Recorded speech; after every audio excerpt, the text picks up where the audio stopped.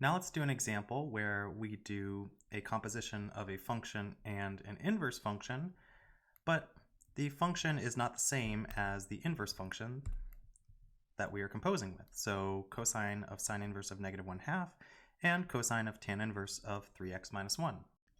These types of problems show up throughout calculus. And before I continue with the solution method, I think I should mention that this technique that I'm about to show you will work when the inside of the composition is the inverse trigonometric function. So won't work for something like sine inverse of cosine of something, because the composition has on the inside a regular trigonometric function. But those problems that I just mentioned, where the inside function is a regular trigonometric function, tend to be easier anyways. Okay, so let's start with the solution technique. So we want to know what is cosine of sine inverse of -1/2. And the first thing to do here is remember that when you do sine inverse of something, or tan inverse, or cosine inverse, so some trigonometric function inverse of something, the output is an angle. And so what I'm going to do is I'm going to give a name to that angle. And the way that I like to do it is I like to draw a little curly brace, and I call this theta. So sine inverse of -1/2, I'm going to call that theta. And I'm going to write, well, what does this mean in terms of the original trigonometric function sine? It means that -1/2 is equal to sine theta, and theta has to be between -pi/2 and pi/2, because remember, the domain restriction on the trigonometric function sine of theta is all theta is between -pi/2 and pi/2. And so I can actually restate this problem as a problem that we've seen, or at least similar to a problem that we've seen previously, in the following way. So think about what I'm trying to find out. I'm trying to find out cosine, obviously I'm trying to find out cosine of sine inverse of -1/2, but I've labeled sine inverse of -1/2 as theta. So what I'm really trying to figure out here is what is cosine of theta. And now I know that after I use my fact about inverse trigonometric functions here, that sine of theta is -1/2 and theta is between -pi/2 and pi/2. So really what this problem is asking is find cosine theta if sine theta is -1/2 and theta is between -pi/2 and pi/2. And we've seen problems that look like this before. So what did we do when we saw these types of problems? Well, in case you've forgotten, what we can do is we can use the Pythagorean Theorem, and depending on what information is given here and what you're looking for, you might have to use one of the 3 different Pythagorean theorems. But here we can use the first one, which says that cosine squared theta plus sine squared theta is 1. And so cosine squared theta plus sine squared theta is 1. And we can solve for cosine. So sine theta is -1/2. So sine squared theta is -1/2 squared. So cosine squared theta plus -1/2 squared equals 1.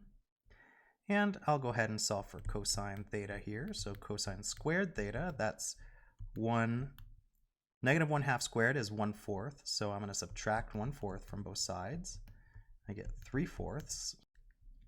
And then finally I get that cosine theta is going to be plus or minus the square root of 3/4, which you can rewrite as √3 divided by √4, which is 2.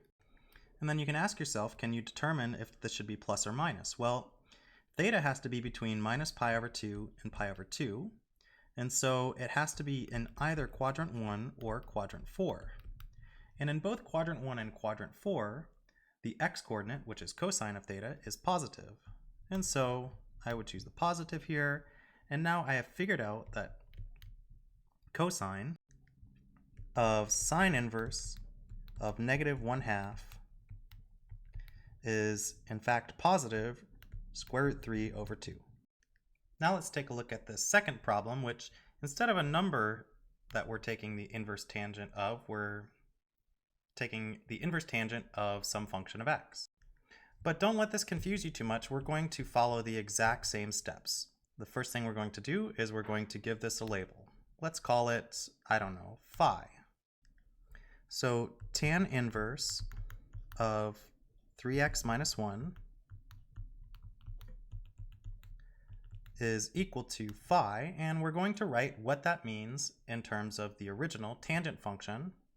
And so 3x minus 1 is equal to tangent of phi. And of course, we have a domain restriction when we're working with inverse trigonometric functions. This phi has to be between minus pi over 2 and pi over 2. Now keep in mind what we're trying to figure out. We're trying to figure out, obviously, cosine of tan inverse of 3x minus 1, which if you replace tan inverse of 3x minus 1 with phi, that's just cosine of phi. So we want to know what is cosine of phi if tan phi is 3x minus 1 and phi is between minus pi over 2 and pi over 2.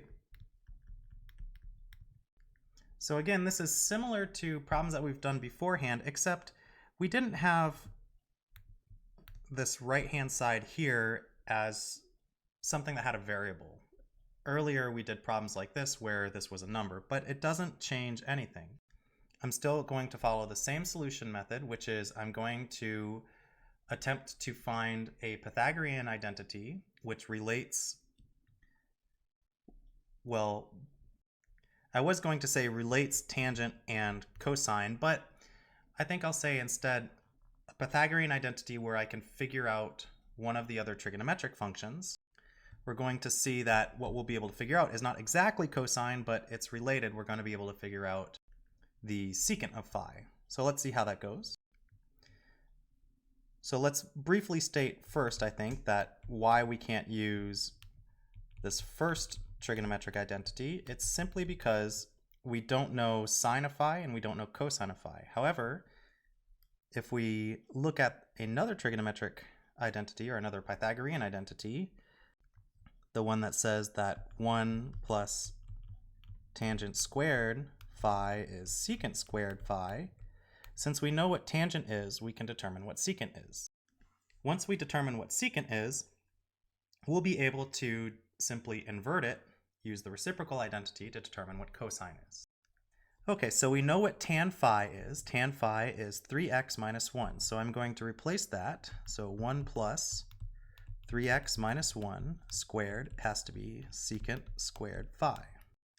And so I can solve for secant of phi. So secant of phi is equal to, and I'm going to expand this out too as I do this. Maybe I should do it in two steps. So let's say secant squared phi, let's expand out 3x minus 1 squared. That's 1 plus 9x squared minus 6x plus 1. And that just came from doing 3x minus 1 times 3x minus 1. It would be a mistake to say that it's to omit this middle term here. If you just said 9x squared plus 1, that's a very common error. You need that 6x there, which comes from doing the distributing on the inside and the outside terms. So then you can determine what secant is. Secant of phi is going to be plus or minus the square root of this right-hand side quantity, which is 9x squared minus 6x, and then 1 plus 1 is 2, so plus 2.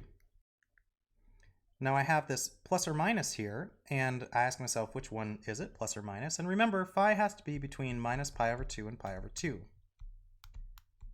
And secant phi, that's 1 over the x-coordinate.